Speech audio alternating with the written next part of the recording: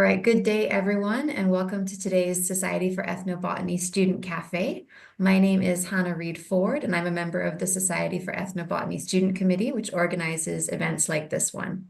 So for anyone in our audience who's not currently a member of the Society for Ethnobotany, or SEB as we call it, the mission of our organization is to foster and encourage scientific research, education, and related activities on the past, present, and future uses of plants and the relationship between plants and people, and to make the results of such research available to the scientific community and the general public through meetings and publications. SEB student membership is open to both undergraduate and graduate students interested in ethnobotany, ethnoecology, economic botany, or related fields. And some advantages of becoming a member include an online subscription to the Society's quarterly journal, Economic Botany, eligibility to submit manuscripts to Economic Botany, invitations to members-only events, eligibility for grants and awards, access to the Plants and People online newsletter, and invitation to an opportunity to present papers at the annual meeting, which this year is taking place from the 7th to the 12th of June in Prague in the Czech Republic. And for anyone who hasn't already registered, the early registration rates have been extended through April 30th, so there is still time to snag those reduced registration rates.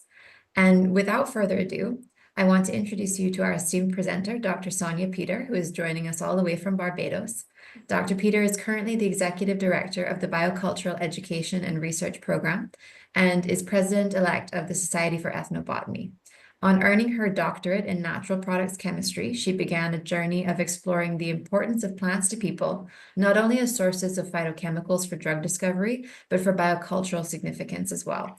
And this led to the establishment of the nonprofit Biocultural Education and Research Program in 2017, the inaugural launch of the biennial symposium Plants and Planting for the Future in 2019, the establishment of an ethnobotanical garden in partnership with Andromeda Botanic Gardens in 2022, publication of the plant heritage book Yabisi Guada, and development of an outreach program for schools to sharpen student perspectives on the interrelationship between plants and people. Dr. Peter is co-founder of the tea brand Heritage Teas Barbados, the author of Seed Under the Leaf, and the novelette Beyond Beleaf, and a series of short stories. Dr. Peter recently wrapped up the successful 4th biennial Plants and Planting for the Future Symposium, and her talk today will explore highlights and insights from this exciting cross-disciplinary event. So welcome, Dr. Peter, and with that, I will hand over to Dr. Peter to take us through. Great. Thank you, Hannah. And please excuse my voice. I am actually recovering from the flu. So my voice is not typically as raspy as this one, but I'm sure I'm still quite clear. I want to thank those of you who have joined us for the presentation. And as Hannah has indicated to you, the SEB meeting coming up in this year, being held in Prague, is going to be very exciting. Lots of great talks and plenary sessions, workshops. There are going to be walks for you to discover the ethnobotany in the site, the venue, And I think it's well worth, if you can, taking the journey there. You will not be disappointed. So again, I probably will be clearing my throat intermittently. I apologize ahead of time. But as Hannah has already indicated, my post in the Biocultural Education and Research Program, and I will be functioning as president for the year 2025 to 2026. I want to share really and truly that my journey into ethnobotany started with the first symposium or meeting that I attended. I think that was in Chicago. And it was fascinating for me as a postgrad student at that time to meet persons who I had been making reference to in my work, and also observing the sensitivity with which the study of ethnobotany was being carried out by the researchers and other professionals. It really drove me into looking beyond plants as sources of medicinal entities. And I have become really invested in the biocultural significance of botanical resources. So what am I going to be revealing in my talk today? I will define ethnobotany, but I know as students of the field, that is not novel to you, but I want to just define it in terms of the perspectives that I want to bring out in this presentation. I spoke about the biocultural world of ethnobotany. What am I encapsulating when I speak of the world of ethnobotany? What is this plants and planting for the future about? And how have we designed the symposium to deliver such that we encompass both the professionals, the researchers, etc., and the general public? Because the biocultural significance, I think, is so important as we use that as a vehicle to engage our public and have them understand some of these key issues that will relate to the future. Our symposium had the theme conservation of plant biodiversity for food, health, and resilience. And we had each of the broad sessions designed such that we looked at some of the academic treatises of the related principles, but we also had a special segment which was targeted to highlight that biocultural significance that I keep making reference to.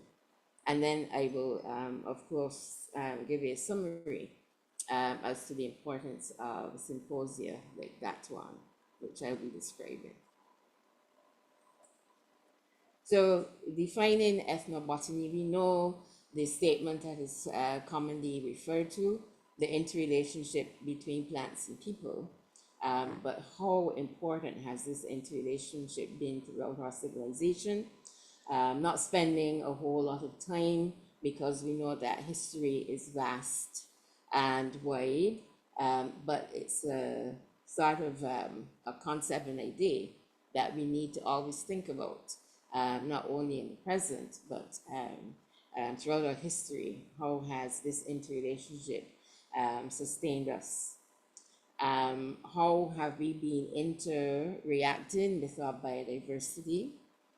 Are biocultural traditions unique or shared? We know that, of course, the answer to that is shared, but these are the questions we want to tease apart as we discuss. Can we consider the dynamics of ethnobotany in a region as constituting a unique world of biocultural traditions? And this is my argument here. So when I speak of the world of ethnobotany, what am I really making reference to? And I'm going to do this by a pictorial view of imagery from our ecosystem. We could even call it our ecocultural system. And to focus again on what is this dependence or reliance that we have on botanical resources, which we then label as ethnobotany. Here we have two beautiful images of two popular plants in Barbados. The one to the left of the screen is commonly called the bloodroot, and its species name is Justicia secunda, and it is called bloodroot because it is thought to be useful in the treatment of anemia. The one to the right then is commonly called Christmas candle because this is the time that these blooms are ever present within our domain, and the flower is projected pretty much like how we would have a candle in a candelabra, and this is really used for skincare and is a potent antifungal. So of course we depend on our plants as sources of healing entities. This imagery here again supports the theme. To the top left, I'm holding two broad leaves of the tree, the trumpet tree it's called here, Cecropia peltata. But these broad leaves were used during the period of slavery on island, which stretched, depending on the documents that you are making reference to, but we claim 1600s to 1800s, but we also acknowledge the period having relevance before the 1600s. And even though there was on the books emancipation around 1830s, we know that that system, of course, was not cleared, and there are still vestiges that are in existence. But these broad leaves, they're very broad leaves, and apparently they were used during the period of slavery by the enslaved, working under the harsh conditions to fashion a hat to secure some sort of respite from our tropical sun. In the middle, we know that we also make use of the exudates that we have from plants in our tropical system. And here is the aloe plant. We know that we cannot claim aloe to be Barbadian, although it was initially given the scientific name Aloe barbadensis. That has been, we could say, corrected to aloe vera, and we know that there are hundreds of species of aloe, but the aloe vera, as it is scientifically called, is practically sacred in terms of ethnobotanical practice in Barbados, because every Barbadian can give you a historical view on aloe and also a traditional view on aloe. It's a single plant that any Barbadian will identify as part of traditional practice. Then we have what's going on here are the powders that we get from our seeds or roots or leaves, etc., and how we interface with them in terms of sensory perception, which indicates to us or gives us some sort of sign as to the relevance in terms of usage. We immerse ourselves within our botanical resources. We know that the environment gives us a sense of well-being, and we see here these are tours that we take through our ethnobotanical garden, the curator of our ethnobotanical garden, and at the bottom there's a beautiful orange dye from a plant, a natto, that was of significance to the indigenous people that were brought to the island from South America. And again, the sacred aloe that I made reference to. And of course, in terms of the healing powers of plants and how we have accumulated knowledge to the point where we know how to prepare salves and ointments to heal burns and scrapes and swellings, etc. These are imagery from our workshops. So we have preparation of balms and ointments. We have basketry, where the knowledge of plants' sources of fiber becomes enhanced by our traditional practice of weaving, so that we produce items that are strong and useful. And of course, plants are our key source of food. And here we have a beautiful demonstration of the plants that we would find in our the whole island ecosystem that we embrace within our foodways. So the biocultural world of which I speak is that uniqueness that has evolved due to our ecosystem and due to our biodiversity and due to our ethnicities and the cultural practices that have been developed over time, and provide us with unique perspectives on ethnobotany. And of course, this will be what is common to all cultures. So plants and planting for the future is our signature symposium, designed, as I said, to offer a twofold output. One, of course, is the discussion of academia related to the study of botanical resources. And secondly, we want to bring out that biocultural significance, but in a way that a general public would interface readily and at the same time understand the underlying principles in terms of the importance of conservation of both biodiversity and traditional knowledge and practice. So our first session, our first day dealt with food, and food one looked at the impact of climate change on food systems and agriculture. And we know that if we want to conserve our traditions, we have to conserve our biodiversity, and we have to be able to examine trends that are impacting on our biodiversity, our plant sources. And we also have to be mindful of food sovereignty. We all experienced the impact of COVID that significantly hampered trade. And if we have to rely on trade for our major, sources of botanical materials, then that is going to be not sustainable. So that was a topic for discussion. The breadfruit tree, Artocarpus altilis, has a very significant history across the Caribbean. It was the plant that was introduced from the Pacific in the 1700s, when it was thought that some consideration should be given to the health of the enslaved and the dietary habits.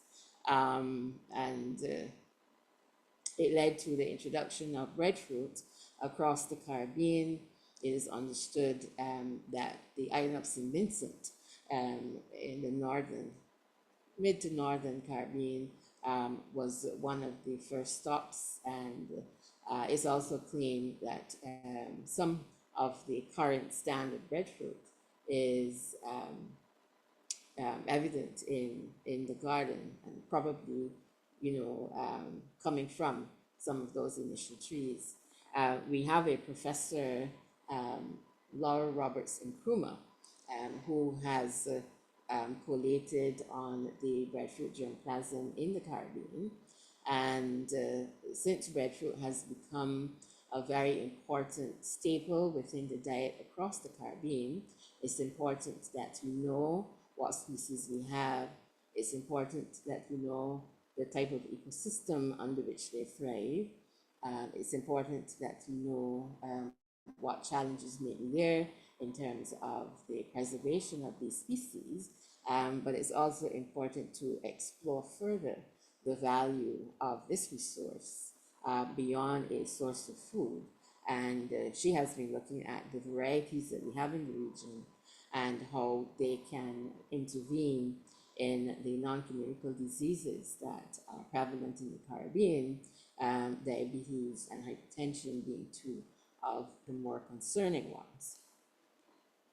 We were happy to have students like yourselves who are present present their take on the breadfruit. They have developed an innovative snack for school children because we believe that they're snacking too much on imported product, and we celebrated their ability to put their scientific knowledge to work, along with understanding the biocultural value and a direct link to health. We were happy to have individuals share with us their work on foodways in the diaspora, and also looking at innovation in agricultural management, because this composition of presentations here is allowing us to have a perspective on sustaining our species of significance, and agriculture has to be an important aspect. And here are the UWI undergrads, all smiles.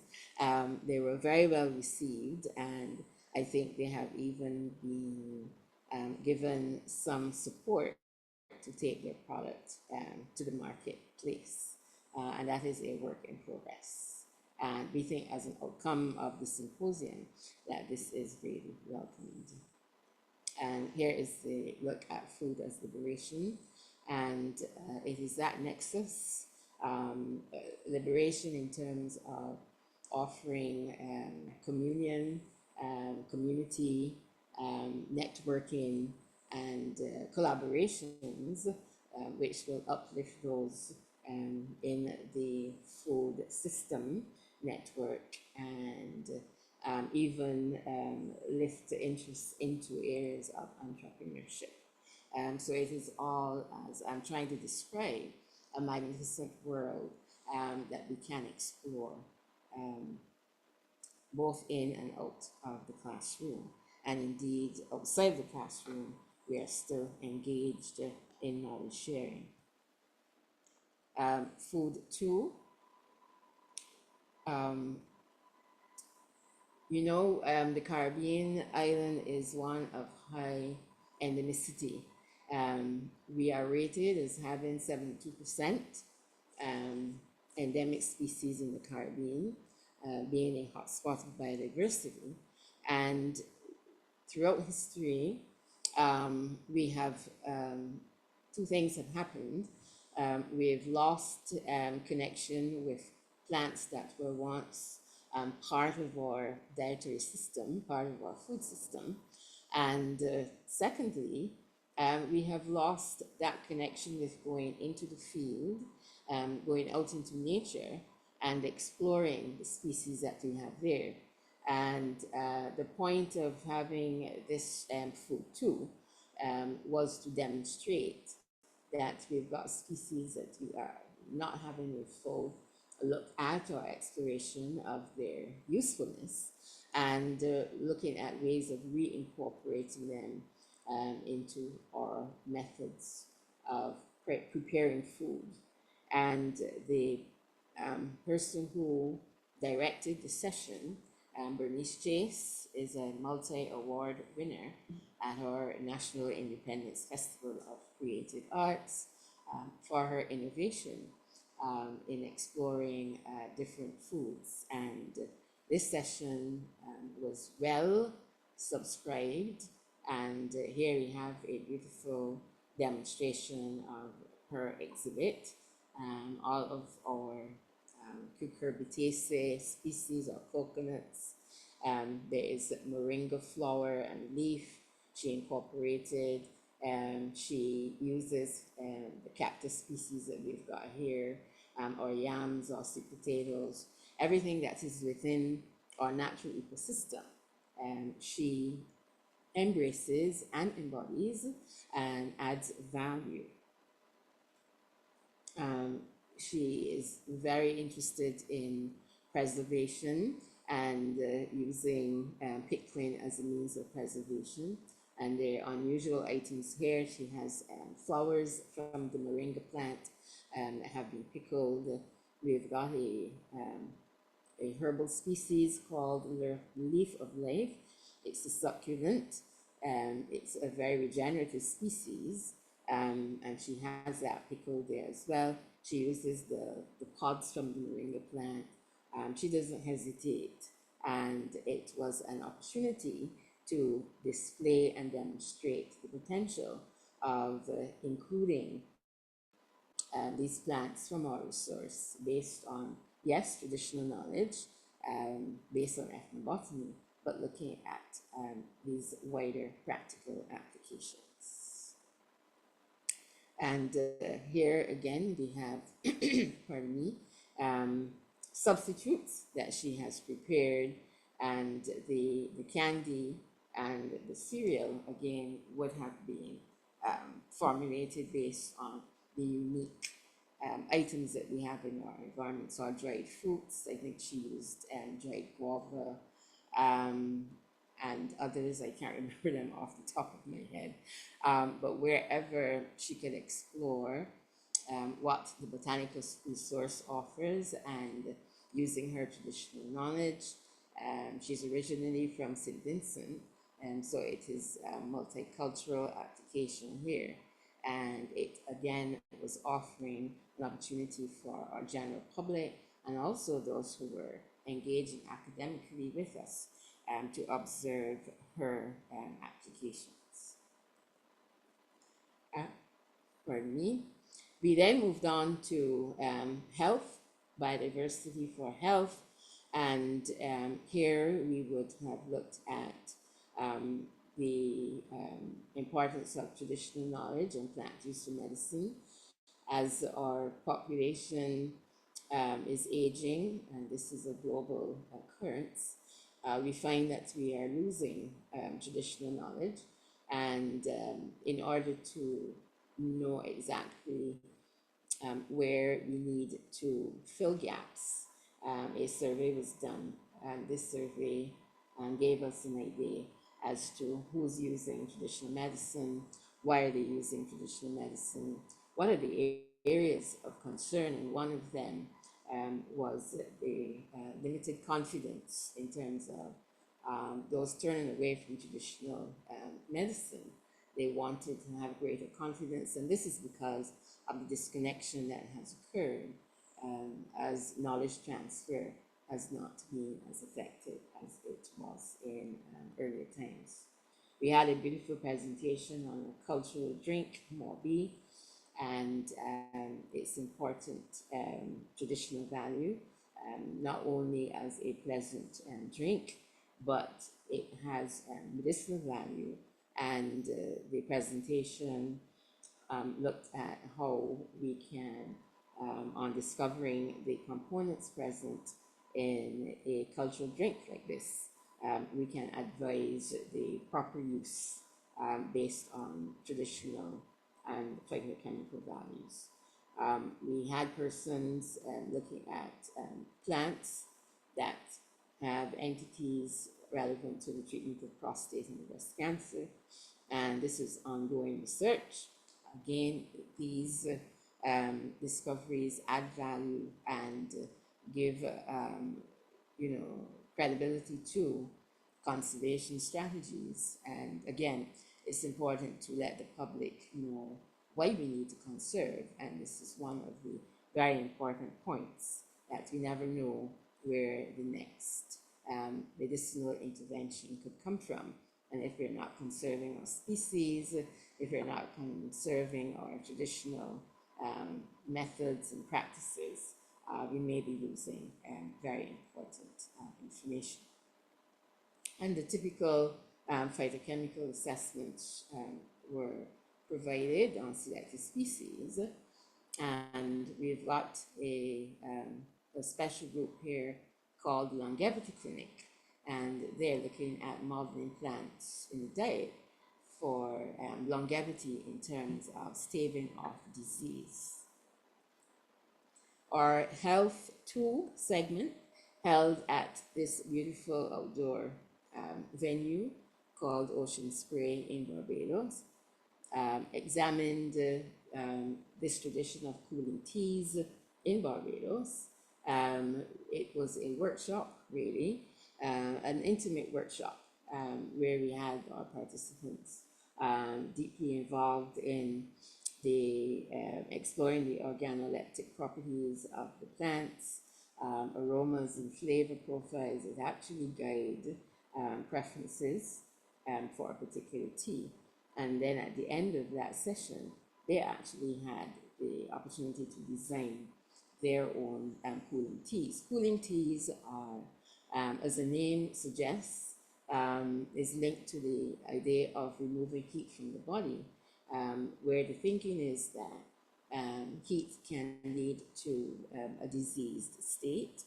But my research has indicated that these cooling teas are really relieving the body of oxidative stress because they're all potent sources of antioxidants, and it's relief from oxidative stress that can hinder the development of a disease state. So here, these are some of the dried plants in terms of leaves, roots, etc. And the assessment was in accordance to this table. For each of the plant materials provided, we looked for color, aroma, flavor, mouthfeel, astringency, and aftertaste. My apologies if you're not seeing this clearly, but I couldn't get the table to give us a bigger font.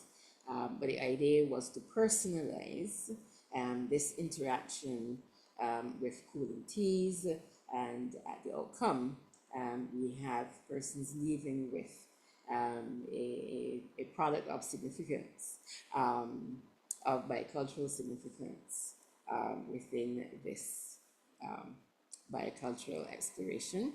And here we have one of our participants with her tea that she formulated, and we even worked with one of our potteries and in designing a cup specially for this session, and this really was a souvenir item for this component of our look at health.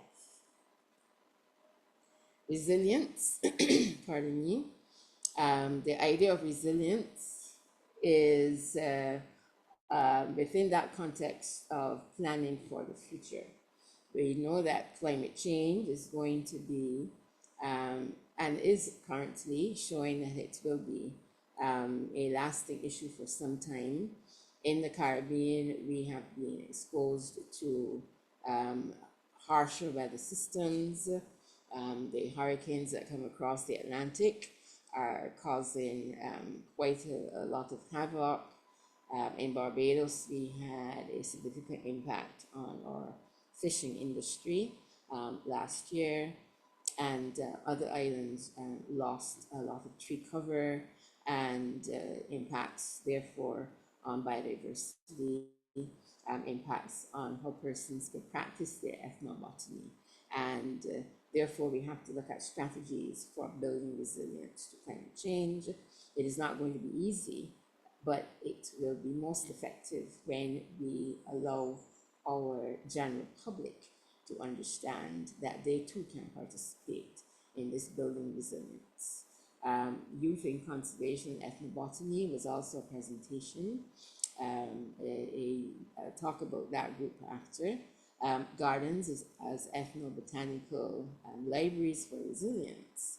And this is very dear to the Biocultural Education and Research Program, as we have worked with Andromeda Botanic Gardens in establishing such a resource in the garden. That garden is very biodiverse, but we wanted to introduce a more culturally significant resource, and we use it as a teaching resource.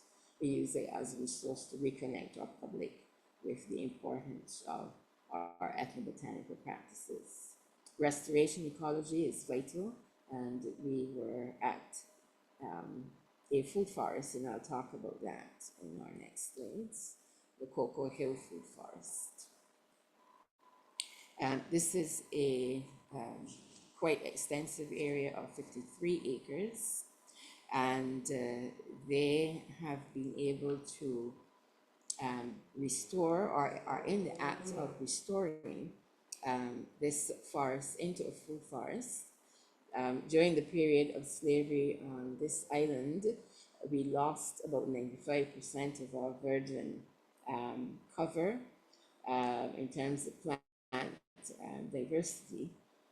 But this particular forested area is one where we can find some of what is believed to be that virgin cover. Embedded within there is going to be a lot of fruit trees, root crops, spices, and lots of palms, there's coconut, there's cocoa. So this is really a magnificent project that is being carried on here, and it was felt that this had to be the site of our Resilience 2 session. We had walks through the forested area, and we had talks on their deck, and the whole idea again was to reinforce the concept of resilience, and this restoration ecology project is a living demonstration of the importance of that aspect of what we do.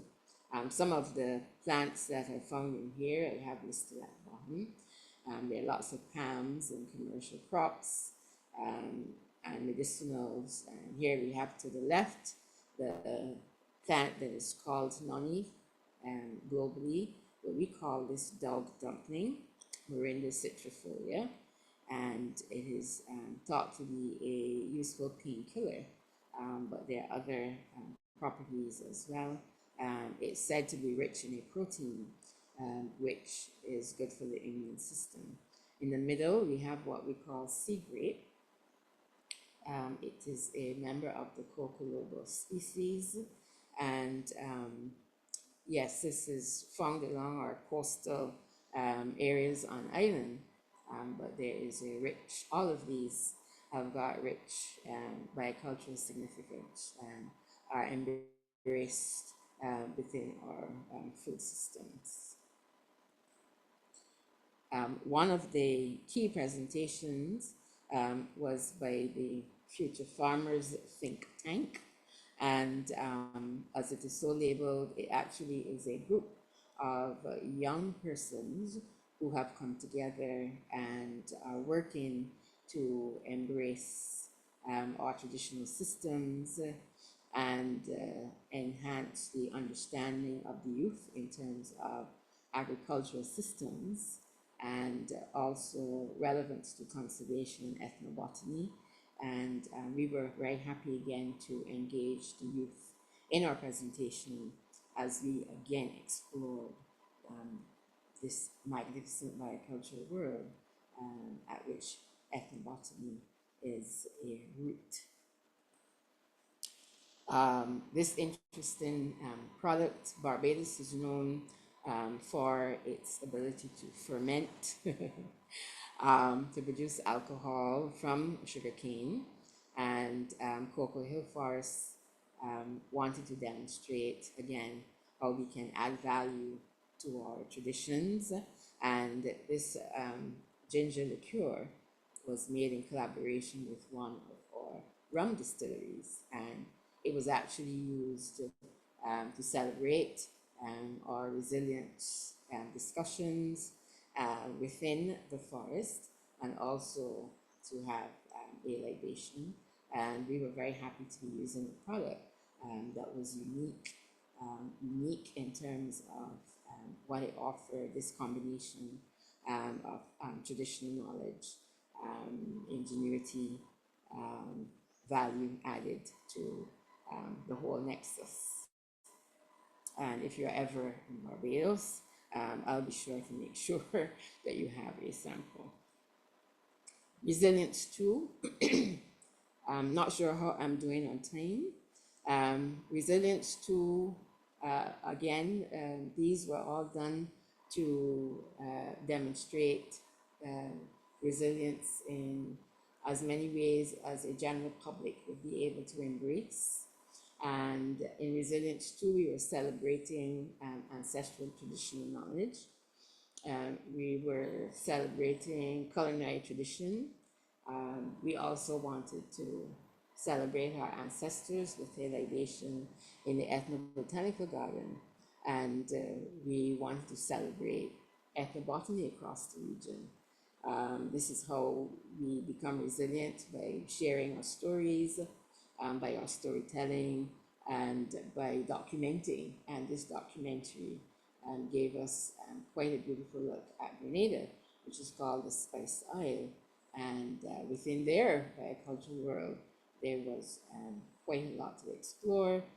This documentary will become available on YouTube, and when it does so, I will have the SEB students share that so that you can have a look at the meter, which is probably going to be the site of our symposium in 2027. So what is it about soup and ancestry within our biocultural world? Here we have our participants taking this event with much gusto. It really is a sign of, we could say, resistance as well as resilience. We know that coming out of the period of colonization, the enslaved had to be creative with the limited resources they were provided. Often, any materials that they were given would have been residual materials, but creativity and traditional knowledge brought to the island from West Africa would have blended in terms of developing this tradition of preparing wholesome soups for families, for community. And this is what we wanted to celebrate within this aspect of our look at resilience. It has become signature within our culinary tradition, the preparation of a wholesome soup. And here I'm indicating that we make use of our food resources, our edibles, yams, potatoes, our pumpkins and squash, spices, salted fresh meats. Everything goes into making a wholesome soup. And, you know, we see this in the modern context of having culinary interest, but it's always important to have a mindful look at the origin and the significance. And this would have been vital for the existence of our enslaved, on whose shoulders we stand within our modern demonstrations of culture. So we ended Resilience 2 with a planting for the future. And it was very important to us to have a young person be the person to plant within this aspect of the ethnobotanical garden. And you see her at the center of this image. And she was selected to do this because the youth represent our future. And we've got to build resilience into the youth as they go forward into the future. And she beautifully embraced this concept. And this is really how we ended the symposium, by offering a libation to the ancestors in the garden and symbolically having this young lady be the person to plant a tree of significance for the future. So I want to acknowledge the SEB Student Cafe, Global Environment Facility Small Grants Program, Andromeda Botanic Gardens, Cocoa Hill Food Forest, Ocean Spray Apartments in providing us with the infrastructure to execute, providing me the opportunity to share with you today. And I want to also end by saying that I think all of us do appreciate the importance of this interrelationship between plants and people. As students of ethnobotany, we know that it's important that we be considerate when we're going into the field in terms of the ethics associated with studying different cultures within their own biocultural worlds. We understand the importance of proper data collection, data entry, data analysis.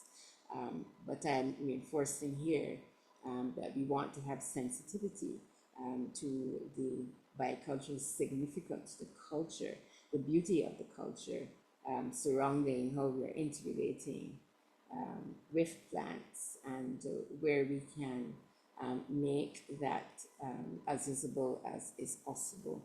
I think we want to include that as an aspect in our curriculum design, and explore as many different types of media that we can in terms of celebrating that.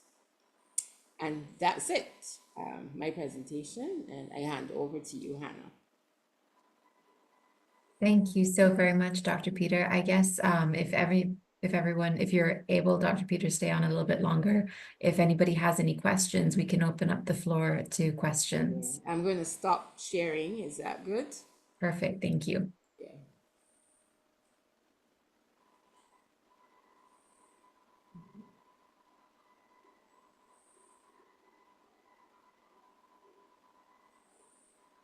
Yep, we have a question from Esther. Please go ahead. Hi, Dr. Sonia. Thank you so much for the presentation. It's very insightful. I really like your presentations. I would like to ask, during your time doing research there, or maybe in the symposium, do you have a conversations with a youth or young adult about their perspective about the practices in ethnobotany? Are they open to it, or they feel it's a bit outdated, or how is it? Could you share it for us, please? Thank you. Okay. A lovely question. Yes, we intentionally invited students from our colleges and our university to be present, and I would say that in the initial my initial observation is that they had quite an interest in the research components, and this is, to be understood in the case of they're currently studying and looking at the relevance in terms of how research should be conducted, how data should be recorded and analysis, etc. But the problem we have is this disconnection, as I made reference to. A study was done in around 2007, and what we found was that traditional knowledge and ethnobotanical practice was really found within the females who were interviewed, and females in the 60+ range. So, the students or the younger people who were able to participate effectively in terms of highlighting important aspects of the culture were persons who were part of families who had retained traditional knowledge. So yes, your question is quite pertinent. We recognize that the youth must be targeted in our programming, in our platforms, to share knowledge with them, to have them understand the importance of narratives, to use as many different types of storytelling to engage them. And this is something that my organization is actively engaged in. And the Future Farmers think tank that I referenced, this is activity that they're also engaged in. They're developing educational modalities, as BURP is also doing that. And we've got a beautiful booklet that is about to be rolled out, which is looking at the nexus between ethnobotany, culinary tradition, and climate change impacts.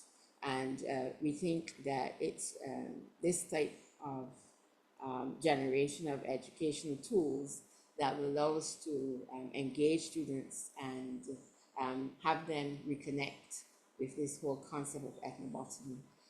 So I wouldn't say that they think it's outdated. I think it's that the connection has not been sustained, and this is a gap that we now have to fill. Thank you for your question.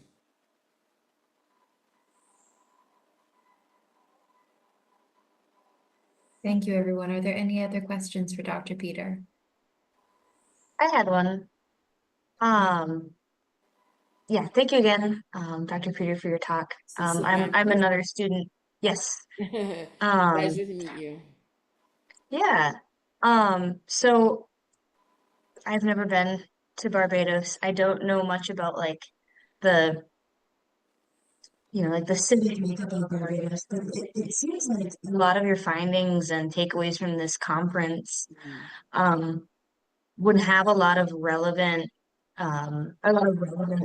to farmers. Like, Yeah. and so could you tell me a little bit more about like how how is agriculture, how much of Barbados is like agricultural? What is the agricultural sector like?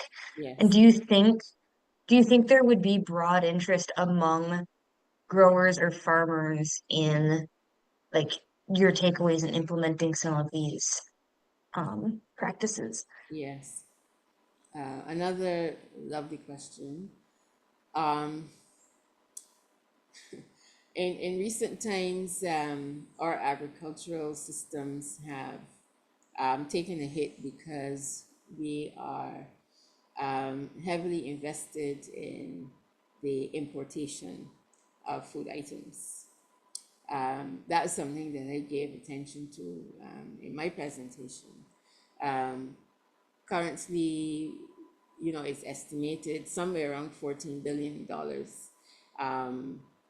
that is invested in importation. And apparently, a significant percentage of that is importation from the US. And development, the island is small, 166 square miles. So there is that challenge between residential development, agricultural development, and we are also heavily invested into tourism. So we've got a big challenge in terms of making agriculture as relevant as it should be.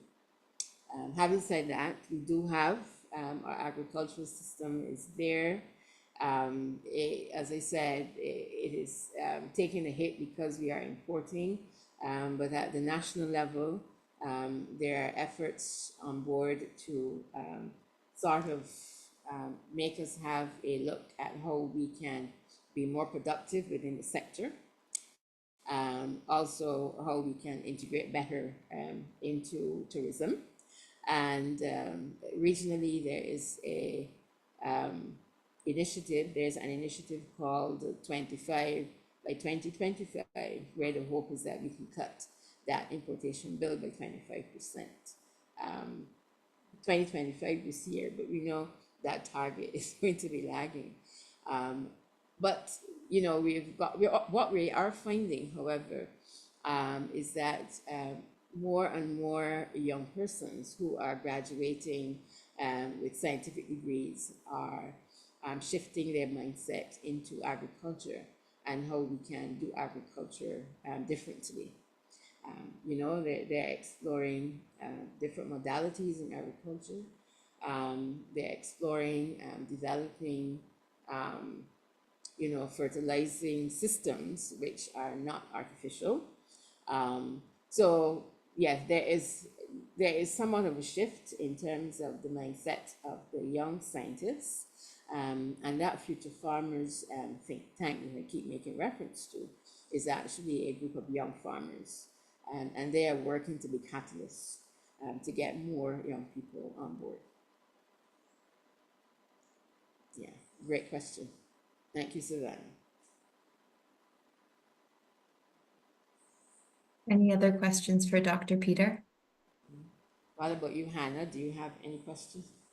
Oh, I'm just always so struck by the similarities between our islands, and they're so far away. Yeah, Savannah, we're chatting before we got started, and right, Savannah was actually looking at us on the map and like, where's Cayman and where's Barbados, and right. we're so far apart, but we have so many of these same challenges in Yes, common. The issues with agriculture, the issues with food sovereignty, and even I also love seeing the medicinal plants that we have in common, which yes. is just it always strikes me. But Mm-hmm. I will see it. I see Kenneth has his hand up, so I will let Okay. Kenneth have a question. Yeah. Please Please, Kenneth. Hi, Dr. Peter. I was wondering if you could shed some light on how traditional ethnobotanical knowledge is perceived or is depicted in media and music in Barbados. I've been doing a research project involving the Greater Antilles, but I know very little, about how that looks on the ground in Barbados in terms of, do plants showcase in music and in, other cultural forms, and how do the young especially sort of accept or not accept that? Yeah, that another lovely question. Again, we find that the younger people are more willing to have a look at traditional knowledge and incorporate that into their music. I don't know if many of you know about our festival called the Crop Over Festival. It's unique in terms of the underlying concept, but I think persons may know more about the costuming and the revelry. But the name tells you crop over, that it had its genesis from the colonial period, where at the end of the harvest, the enslaved workers were given an opportunity to celebrate within the domain that they could. And this has been passed on. It has been revived in the last maybe 2 decades, and it is signaled by the delivery of the last cut sugarcane. They're still growing sugarcane, not in the abundance, of course, that was done in that 1600 to 1800 period, when plantations dotted the entire island. But it's signaled by the delivery of what we call the last canes at a plantation. And from there, it then extends over a period of time where the ending of the crop per se is celebrated in terms of music, heavy emphasis on music, dance, culture, in terms of art, in terms of prose stories. And what we'll find is that these narratives, of course, would be found more in the literary aspects of celebrating the crop over period. And we also have a traditional dance called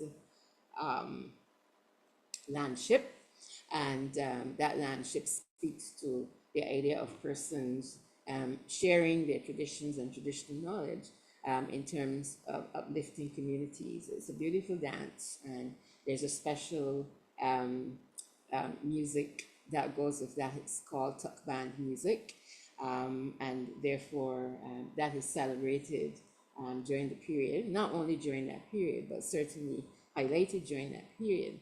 I want to step back to our idea of resilience, because we did have, we commissioned a lovely spoken word performance by one of our well-known spoken word artists.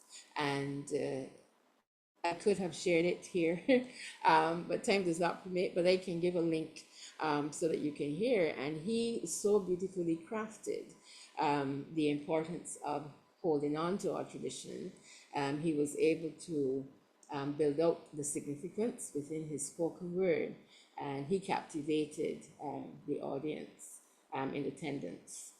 So, all of your questions are really so important, because it's recognizing that as we look to the future, we must embrace our youth, and we must embrace them in as many platforms and media as possible. Based on what I have described to you, this is currently what is happening, but it is an evolving situation. And I know that we're likely to see more and more of that incorporated in the output from our youth. Thank you, Kenneth. That's beautiful. We can communicate further if you want additional information. I would definitely appreciate it. Thank you, Dr. Peter. Thank you. We have a question in the chat from Gertrude. She said, thank you, doctor, for the good presentation.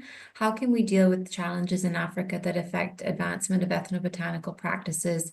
And how can we involve the young people who have low interest in ethnobotany and conservation? Yeah, that's another great question, and I appreciate the unique challenges as we go, from one ethnic area to another. But I think that we need to start with the youth at a cognitive level, where they willingly consume, and we find that at what we call our primary school level. The students there are vibrant, especially within our rural communities.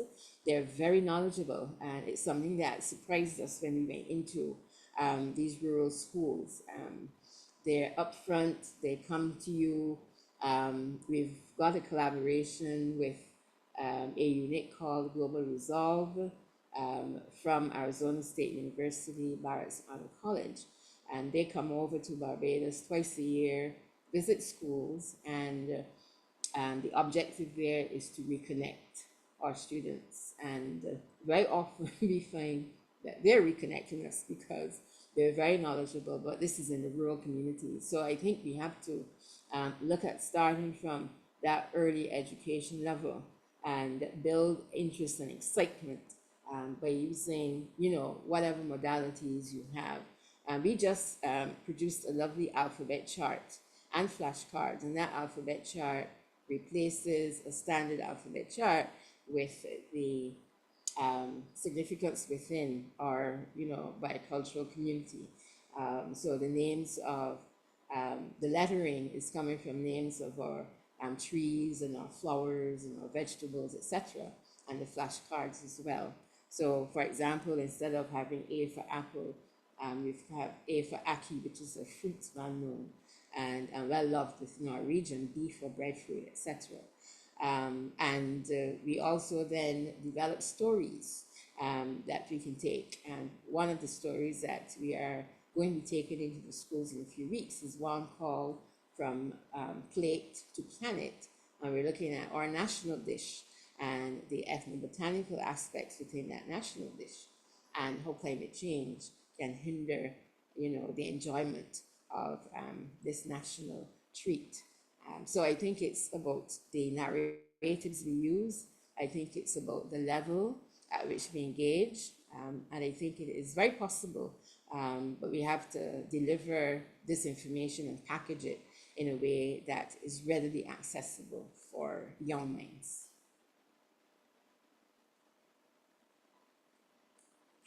Thank you for that question. Thank you, Dr. Peter, and thank you to everyone who's asked questions. I'm going to post the link in the chat to the Biocultural Program's website, so where you can get a lot more information about Dr. Peter's ongoing work and where you can find the social media pages to follow. Hannah, you could also share my email address. Sure. So, they can contact me through my email address as well. Sure, I will do that. Yes. And I just want to, I guess, grab this email address here. All right, Dr. Peter's email address is now in the chat. Great. Thank you. So with that, I want to thank everyone for joining us. I want to apologize once again for any inconvenience caused by our time zone confusion this morning. But thank you to everyone who jumped on the call once again. Thank you to Dr. Peter for your incredible presentation, and to everyone for joining and supporting this SEB Student Cafe. And as I said, you can follow Dr. Peter's work by visiting www.biocultural-education.org. And if you're interested in becoming a member of SEB, I am pleased to share that we have some financial aid available for student memberships. So anyone who's interested in learning more can reach out to us directly by emailing seb@ethnobotany.org. Just put that email address into the chat as well. There we go. And we're also accepting nominations right now for 3 open positions within the SEB Student Committee. And if you liked what you learned here today, if you want to be more engaged in the SEB Society, this is a great opportunity to do so. So you can visit our blog page, sebstudentblog.com, to learn more about the open positions and to apply. And I hope everybody will consider applying and joining Savannah and I on the committee, because we really do love these opportunities and love being part of this organization.